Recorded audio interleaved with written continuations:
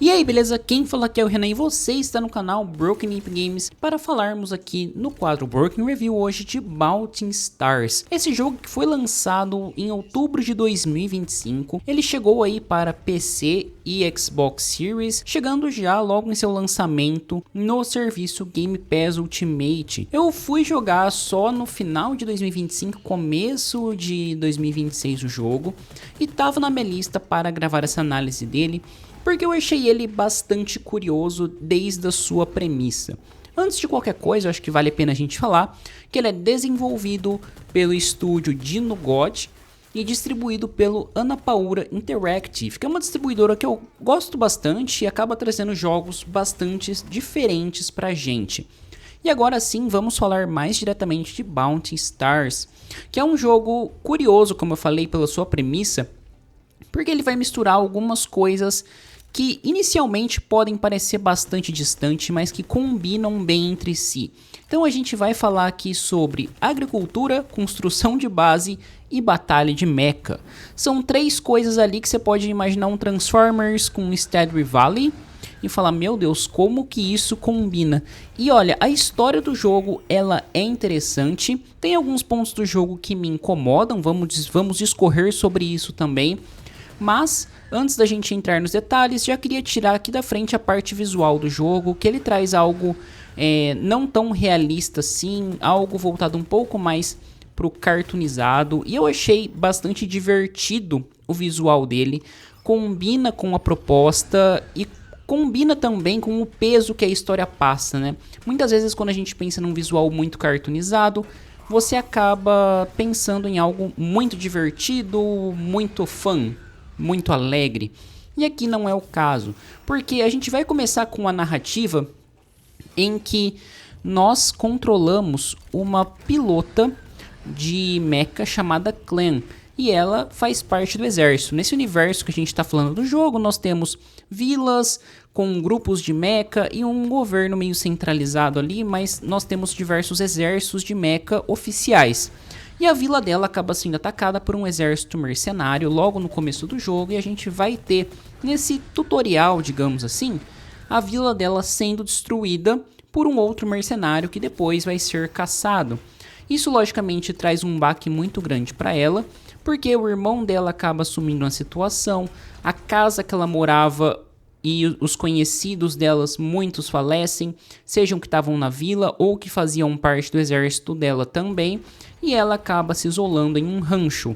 E nesse rancho ela vai acabar sendo contactada para voltar como uma mercenária legalizada e ali fazer pequenos serviços na sua região, até que ela vai desenvolvendo a narrativa a partir disso. É uma narrativa que tem uma premissa um pouco pesada no começo, e também ela se estende em alguns pontos da história nesse ritmo, porém ela também tem pontos mais leves, como de uma reconstrução de vida, uma nova perspectiva, e isso para mim foi bastante interessante ter esses diferentes tons na narrativa. E mesmo com esse visual cartoonizado, eu acho que o peso que a história traz e como ele é transmitido acaba equilibrando bem. A Clem é uma personagem que eu acho carismática e interessante, e os NPCs que nós temos do jogo também são bastante marcantes, um tanto quanto genéricos, mas bastante marcantes também. Agora vamos falar aí das mecânicas do jogo, que eu acho que são bastante interessantes. Nós temos a parte da agricultura, em que nós teremos o dia da Clem dividido, o que vai ser bom porque certas missões só podem ser realizadas em determinados horários do dia, então você vai acabar preparando o seu mecha para aquela missão dependendo da hora do dia que você vai fazer. Mas fora isso, nós podemos melhorar ali a nossa base, podemos cultivar nosso alimento, a Clan ela vai fazer as suas receitas, adquirir receitas novas, e isso também vai influenciar na batalha porque vai trazer outros benefícios, ok? Então assim, a parte de base e de agricultura, ela é funcional e joga a favor do combate, a favor da personagem. Então esse ponto eu achei que vale bastante a pena, não é um elemento à toa jogado no jogo. Tudo isso favorece para a batalha. O objetivo nosso, no final das contas, vai ser a batalha em primeiro plano e dando uma base para isso, os updates na base do mecha e também a questão da agricultura de gerenciamento de recursos ali. Achei bastante interessante e divertido. Agora vamos para a batalha, que eu acho que é sinceramente a melhor parte do jogo, em que eu falei para vocês que ela ocorre em diferentes horários do dia, isso porque gerenciar seu mecha não é tão fácil quanto parece. Inicialmente os combates parecem bobinhos, só que a estrutura do jogo, a preparação do seu robô, que armas você leva, o peso que ele aguenta, tem que ser tudo muito bem calculado. Isso porque você vai enfrentar diferentes inimigos, então vale a pena você ver na missão qual é o inimigo que você vai enfrentar, quais são, na verdade, né, os inimigos, se você vai levar uma arma de contusão, uma arma cortante, qual arma de fogo, míssil e etc. Então você tem que trabalhar essa parte do mecha e é só jogando realmente para você pegar o tato disso, né? Em algum momento você vai entrar achando que você tá super forte porque na missão anterior você conseguiu destruir o robô muito fácil, vai chegar lá e tomar no nariz para um robô que você falou, nossa, como é possível? Mas porque você não estava preparado o suficiente. E como as horas do dia vai influenciar que eu falei, no quesito de que o seu robô ele esquenta, então não é bem uma barra de estamina, mas cada golpe que você dá, você vai esquentando o seu mecha. Logicamente, nós podemos colocar equipamentos para nos resfriar um pouco mais e ter uma resistência e dar golpes consecutivos com maior frequência, mas o robô ele esquenta, então a gente vai jogando com o robô nesse ritmo, então você tem que ter um certo ritmo no golpe, saber quando esquivar, saber quando bloquear, o que traz uma outra camada de gameplay para esse duelo de mechas bastante interessante. Ele é dinâmico, mas ao mesmo tempo ele é tático por não ser necessariamente tão rápido assim. A gente está falando de combate de duas máquinas gigantescas. E o inverso também é verdadeiro em relação ao aquecimento do robô. Se você coloca muita coisa para resfriar, o seu robô também vai ter que dar reboot para aquecer. Então você tem sempre que estar numa margem de robô tem que estar aquecido, mas não tão frio a ponto de não ter aquecimento nenhum.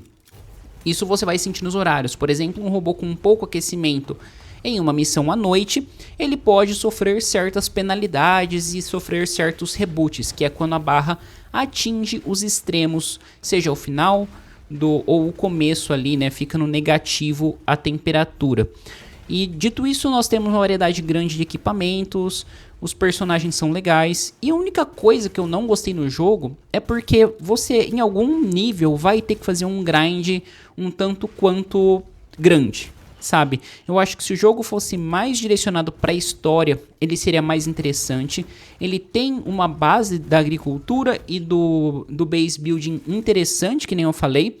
Porém, quando a gente vai falar das missões, elas são legais, mas as principais, as secundárias, elas se repetem bastante.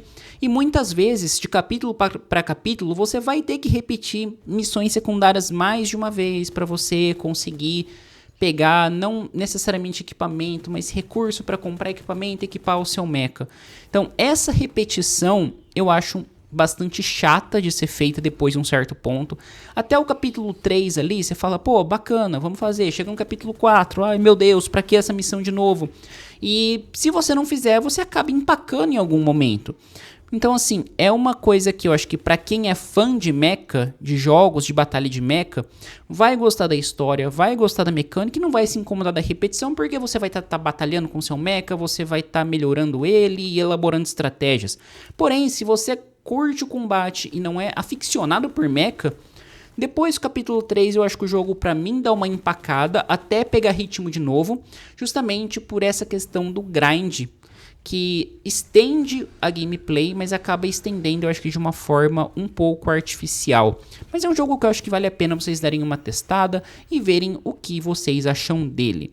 Mas bom, gente, é isso aí, vou ficando por aqui. Espero que vocês tenham curtido esse Broken Review com Baltin Star.